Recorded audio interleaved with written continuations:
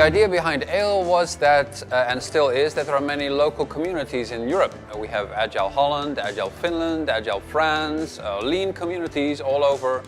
And me and a couple of my friends noticed that there was very little sharing of ideas going on between those local communities.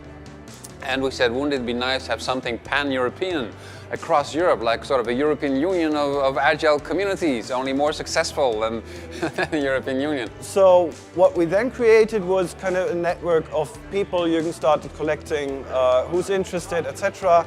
And we set up a first meeting at the Madrid XP conference in 2011. And that's what got us started on Agile Lean Europe network. And then we generated all kinds of ideas. What can we do? We could have an agile train going through Europe, or we could work with universities, etc., etc. Lots of ideas were being generated, and one of the ideas was a conference, a pan-European conference that travels around. Where practitioners exchange their experience, and where as many countries as possible are invited and are coming. So then I took the thing of organizing that conference with 43 people from all over Europe, like from 15 countries, I think. We managed to get more than 200 people to Berlin. So they made that conference happen, the first one in Berlin, and then the next ones happened, and I had nothing to do with them other than being an attendee like everyone else. But I'm still seen as one of the people who was responsible. If I hadn't said, look, we have to get together as Europeans and ignore the boundaries, then this conference would not be here. After Barcelona, we created here locally in Krakow, ALE Krakow, which was an agile community, and we start gathering around this community people interested in agile and lean. Which was a huge help when last year in December the Krakow was selected as the next ALE organizer. So a lot of those people helped us join the organization of ALE 2014. And basically without those people we won't be able to get what we have right now. ALE 2014, which is a really conference, lasts for 3 days.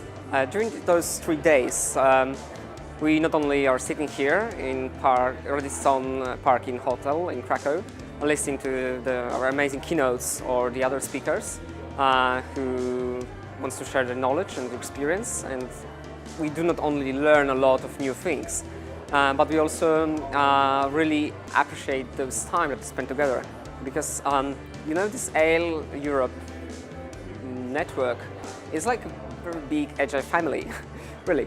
Because we are all involved in similar projects, we are all doing similar job, and it's for us it's a constant opportunity to learn new things, and I think that we can call it a constant journey. The difference between the ALE conference and typical conferences is that it's completely run by volunteers. So there is no manager structure, there is no formal directors here. Anyone, any moment, you can join us and help us for a while and then, you know, leave. So what we are saying, we are sitting on the sofas. So we have the different sofas, and the sofa is a group of volunteers which are concentrating on something specific.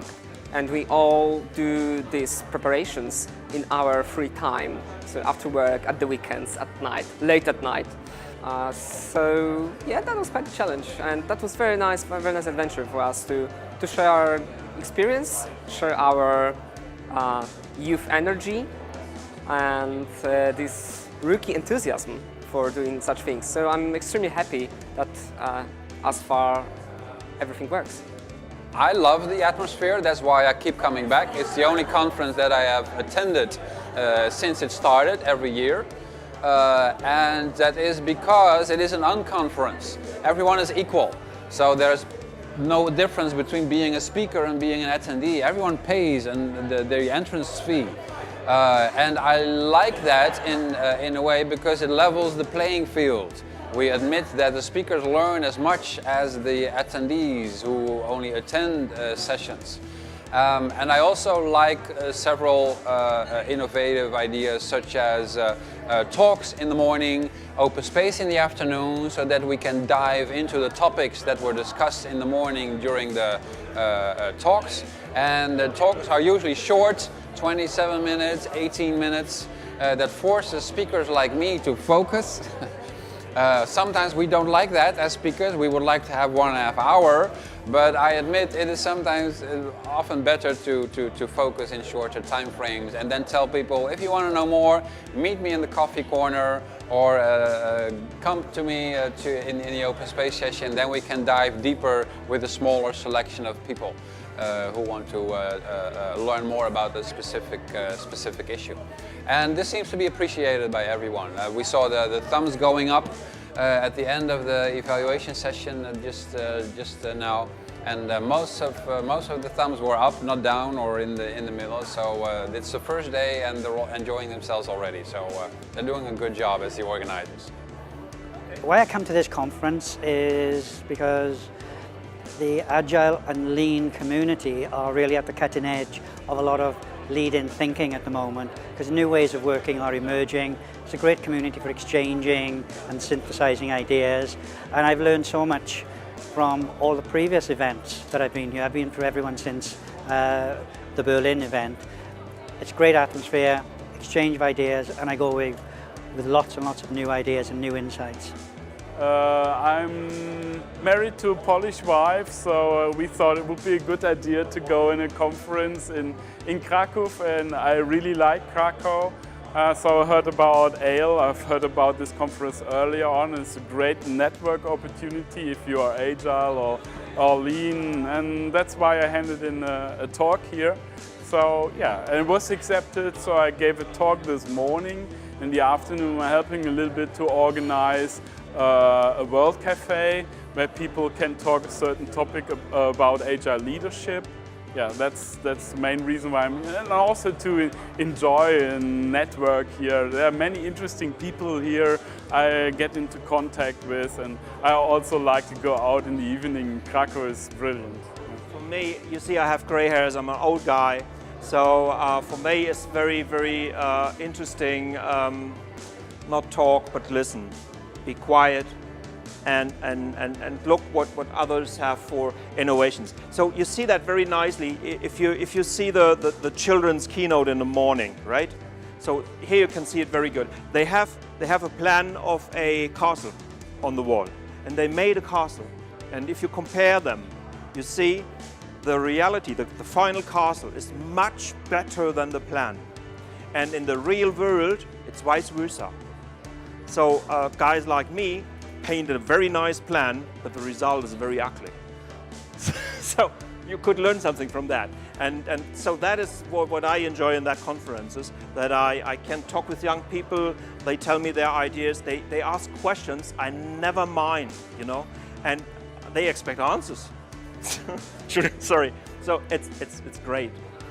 You know, there are these conferences where you come and you're like thinking, okay, I really need to go and search through the talks and really find something that might be useful, and then you're tired by the end of the day and you want to go away. This conference here is where I'm kind of diving into this warm water of interesting stuff happening all the time, and this just keeps me going, and I don't notice the time's flowing. That's just great. So it's just awesome. Like I'm already enjoying it right now, and this is this nice feeling that, hey, what's going to happen tonight, what's going to happen tomorrow. So I'm really loving it.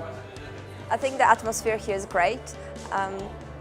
How I would summarize it is that the organizers achieve the best balance between being unorganized and organized at the same time. So you have that informal atmosphere all around, people chatting around the corners and having really meaningful conversations. But at the same time, there is a great structure and timeline behind that. So you know what you're supposed to do, and yet you have the time to have the conversation. Actually, there were many highlights, like people quitting their job because they didn't like the management style, highlight about very experienced people, keynote speaker who talked about the busy, bang, number management and crunching and not managing people. Yeah, and also going out here in the Jewish area there and sitting in the restaurant with people I didn't know before. These are the highlights so far, but I expect many more to come. So from my own point of view, the biggest advantage of Ale is this unique experience of being here together and feeling as a real community, feeling as a real people who doesn't only know each other via internet or via some very formal, tight conferences, but that we feel here, I think all of us feel here as friends. And I think that's the biggest advantage of Ale.